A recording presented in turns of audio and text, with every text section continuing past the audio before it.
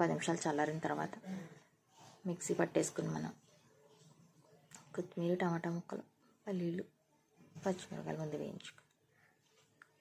కొంచెం దీంట్లో వెల్లుల్లిపాయ, జీలకర్ర కూడా వేసుకోవచ్చు. వేసి దాంట్లో గాజెగ్ ఇవి అవి వేసేసుకుని మిక్సీ పట్టుకుని చట్నీ పోపు పెట్టుకుంటే చాలా బాగుంటుంది టేస్ట్. అందుకు ఈ కలర్లో వచ్చిందన్నమాట. ఇడ్లీలోకి కానీ, ఊతప్పాల్లోకి కానీ, దోశలోకి కానీ చాలా బాగుంటుంది. మీరు కూడా ట్రై చేసి మీకు ఎలా కుదిరి మాకు కామెంట్ చేయండి friends. Thank you for watching.